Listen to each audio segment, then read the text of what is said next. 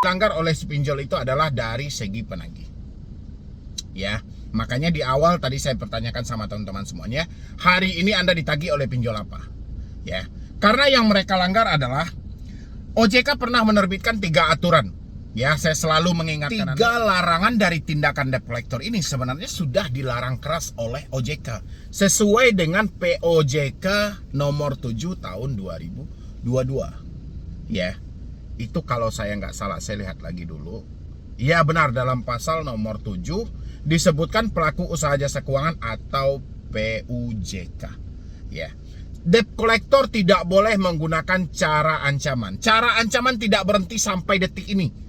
Ya, makanya saya bilangin, memang sudah tidak ada alasan lagi OJK untuk tidak memblokir pinjol, dan memang harus diblokir. Ya, kalau memang OJK tidak mampu untuk merevisi, ya sudah, buang aja itu setengah dari pinjolnya. Itu selalu mengancam debt collectornya. Entah bagaimana cara dia menampung jasa penagih utang ini, saya juga bingung gitu loh. Kenapa setiap debt collector tidak pernah terpisah dengan cara pengancaman? Ya, walaupun ini sudah dilarang, kan dibilangin 3 larangan tindakan debt collector. Yang paling pertama menggunakan cara ancaman. Cara yang pertama ini sudah digunakan. Asalkan debt collector pinjol, selalu di belakangnya adalah caranya mengancam dan menekan. Ya, teman-teman semuanya mengalami nggak? Untuk hari ini aja, hari ini saja, nggak usah hari kemarin, nggak usah hari-hari sebelumnya, hari ini saja. Ya, pasti diancam dong. Kenapa sih debt collector pinjol selalu diidentik dengan ancaman, selalu diidentik dengan tekanan? Padahal POJK nomor 7 itu sudah jelas. Ya, tentang pasal 7 itu sudah jelas mengatakan dilarang menggunakan cara ancaman dalam melakukan penagihan. Ya, kurang jelas apa lagi di situ. Debt collector dilarang menggunakan cara ancaman, tapi cara ancaman itu selalu dipakai. Ya, semakin orang ketakutan, semakin dihantam habis-habisan. Itu yang paling pertama. Yang kedua itu adalah melakukan tindakan kekerasan yang bersifat mempermalukan. Menelpon ke kantor, menelpon ke orang sekitar, menyebarkan ke media sosial, mengacak-ngacak media sosial, mempermalukan atau tidak. Ya, ini dilakukan. Sampai dibilang kita lakukan skip tracing, kita lakukan pelacakan lokasi, media sosial, alamat, dan segala macam. Ya, kalau enggak, kita akan hubungi 100 sekian nomor kontak Anda. Kenapa hal ini selalu dipakai? Ya, saya selalu lihat iklan pinjol yang bertaburan di internet selalu menyampaikan, tenang saja, kita ini sudah berlisensi dari OJK dan sudah diawasi, dan ini sudah terjamin. Apanya yang terjamin? Ya, penagihannya amburadul kok, penagihannya kacau kok, apanya yang terjamin? OJK mengawasi dari sisi mana? OJK mengawasi praktek di lapangan atau hanya mengawasi data yang ada di kantor? Ya, makanya saya bilang OJK tidak mempunyai alasan lagi untuk mempertahankan pinjaman online ini. Kalau OJK tidak mau blokir, ya sudah, teman-teman blokir semuanya dalam hidup Anda. Ya, oke bang, OJK sudah payah bang, dia sekongkol dengan pinjol dan segala macam, pasti banyak dong asumsi yang seperti itu. Ya sudah, blokir aja masing-masing dalam hidup Anda. Mereka melanggar aturan, berhenti bayar. Mereka tidak sesuai SOP, berhenti bayar, kan selesai. Ya, nanti ada balik, bang nyebarkan data bang, itu langgar aturan, nggak boleh. Ya, mereka ngubungin si A bang, si B teman saya, itu nggak boleh, melanggar aturan. Ya, kalau nggak saya munculkan deh di sini. Ya, Anda lihat itu, melakukan tindakan kekerasan yang sifatnya mempermalukan. Tidak boleh, itu larangan. Dan ini dikeluarkan oleh OJK loh, berdasarkan pasal 7 POJK-nya. Ya, dan ini kalau untuk POJK-nya pada peraturan POJK nomor 6 /POJK.07/2022 tentang perlindungan konsumen dan masyarakat sektor jasa keuangan. Ya, kurang apa lagi coba? Makanya dari teman-teman semuanya, kalau memang ya oke, OJK seakan tidak peka bang, OJK tidak akan menggubris soal kita, ya sudah, Anda catat ini, Anda dipinjol mana dan aturan mana yang mereka langgar. Apakah aturan 3 larangan yang tidak boleh dilakukan debt collector? Kalau memang iya, ya sudah, Anda berhenti bayar. Ya, data kita disebar bang, ya itu alasannya Anda untuk berhenti bayar, karena data Anda disebar. Saya diancam bang, iya benar. Ya, karena ada ancaman itulah makanya Anda harus berhenti bayar. Kalau nggak diancam berarti Anda harus usahakan. Ya, kan mereka sudah prosedur. Berarti tinggal kita yang mentaatinya.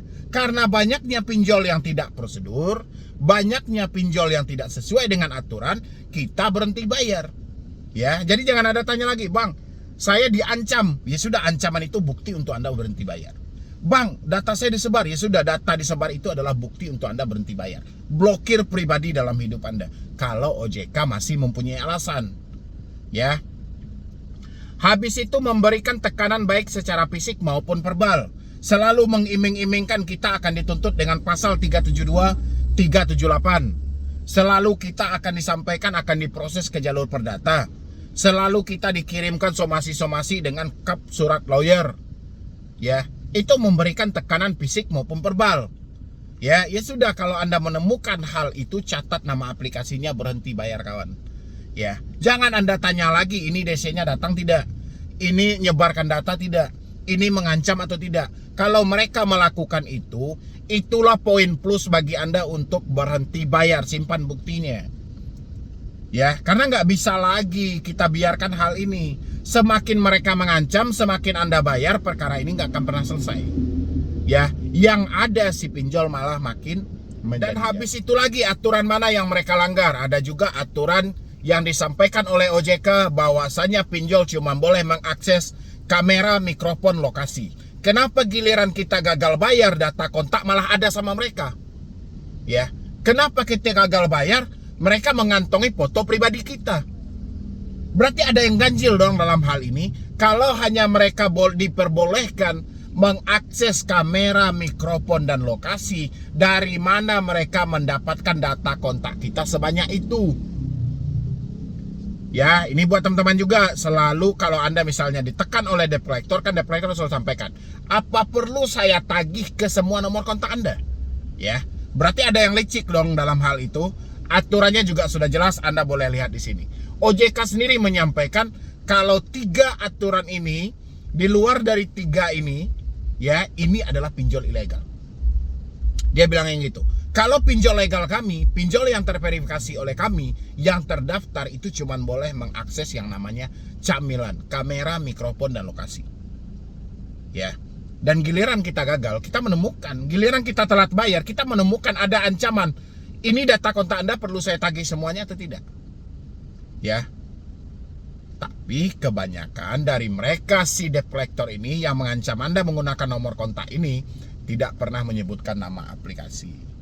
Ya, karena dia takut nanti kalau ini Anda laporkan, oke, Anda laporkan ke OJK nggak ditanggapi. Kalau Anda laporkan ke konten kreator yang ada di YouTube, pasti akan ditanggapi karena itu adalah konten mereka.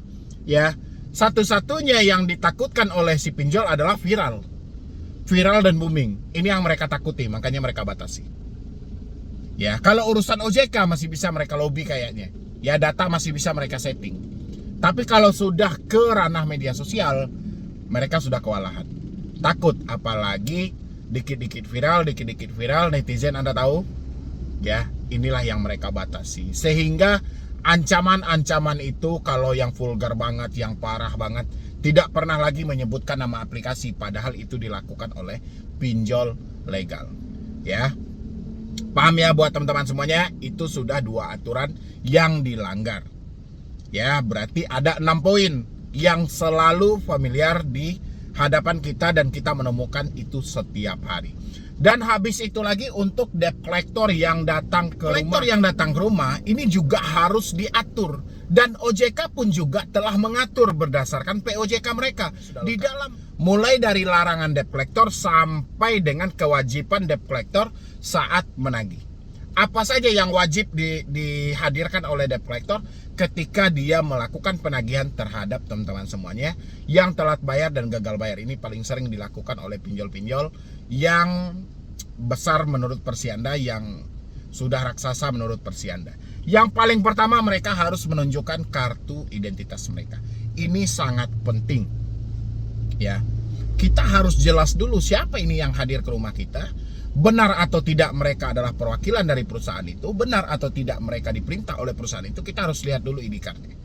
Oke, setelah ID card adalah sertifikat profesi penagihan di bidang penagihan dari lembaga sertifikat profesi bidang pembiayaan yang terdaftar di OJK. Jadi dia harus mempunyai sertifikat juga. Ya, ini harus resmi dari OJK. Sertifikat profesi mereka di bidang penagihan.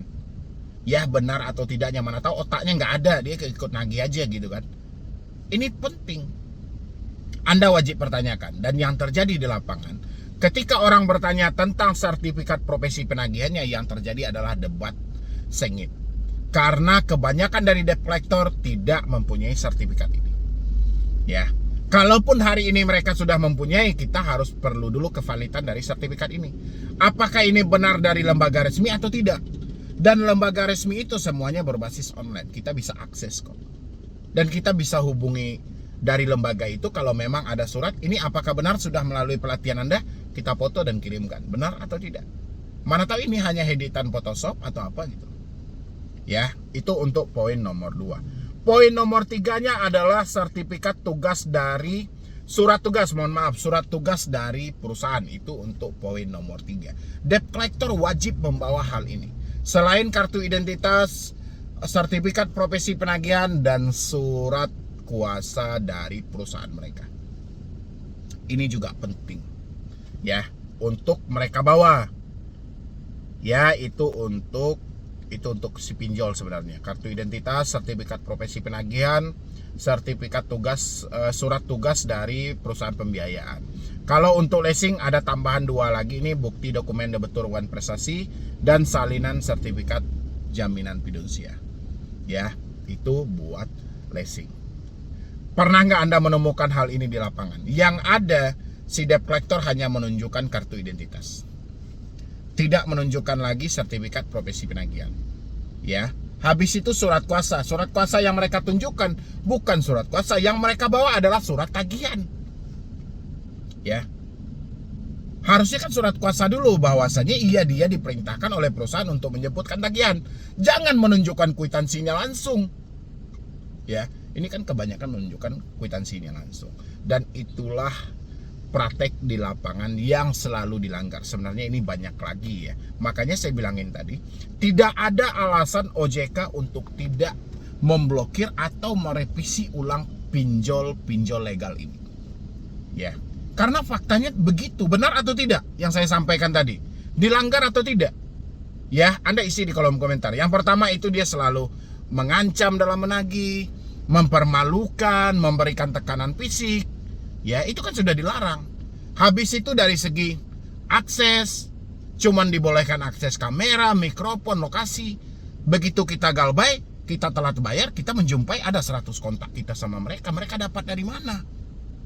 Ya, dan habis itu praktek yang terjadi di lapangan tentang kehadiran debt collector. Ya, tentang ID-card, sertifikat, surat kuasa. Itu banyak yang dilanggar. Dan inilah yang perlu diperbaiki. Kalau OJK tidak mampu memperbaiki, teman-teman semua yang memperbaiki. Ya, cara perbaikinya gimana Bang? Anda catat, Anda pinjol mana? Dan habis itu pinjol itu melakukan apa setelah Anda telat bayar? Mengancamkah, menekankah, mempermalukankah? Kalau iya, berhenti, coret, simpan buktinya. Ya, nanti kan kita bisa ada alasan. Kenapa Anda tidak melakukan pembayaran? Anda melanggar aturan yang ada. Saya berhenti bayar dong. Ini aturan jelas, saya taat aturan. Saya telat kan sudah Anda bebankan dengan denda. Ya, jangan Anda bebankan lagi saya dengan ancaman dan tekanan Anda. Saya sudah dibebankan denda aja sudah berat kok. Ya, benar atau tidak? Anda telat kan dibebankan denda kan? Terus ngapain lagi diancam? Ngapain lagi dipermalukan? Kan sudah ada risiko yang akan Anda tempuh saat telat. Saat galbay ada juga risikonya, by checking. Ngapain diancam lagi? Ngapain data disebar lagi? Ya, jadi kurang lebih dari saya cuman seperti itu. Mudah-mudahan buat teman-teman semuanya yang baru telat bayar, baru gagal bayar, ini dapat membantu Anda semuanya. Dan buat teman-teman semuanya, kalau masih ada pertanyaan ataupun saran yang lebih baik lagi, boleh isi di kolom komentar. Atau ada tambahannya mungkin dari teman-teman semuanya yang sudah pernah menjalani galbay, sudah move on dan segala macam, untuk sebatas berbagi pengalamannya. Buat teman-teman semua yang baru telat bayar dan gagal bayar, isi di kolom komentar. Ya, dan yang baru telat bayar, baru gagal bayar, silahkan bergabung di dalam grup WhatsApp Solusi Hutang MB, karena bergabung di situ nanti kita bisa lebih spesifik lagi untuk memberikan edukasi supaya pemikiran Anda benar-benar fresh dan Anda bisa secepat mungkin untuk keluar dari jeratan pinjaman online. Ya. Jadi sekian dulu dari saya, Medi Broni. Wassalam.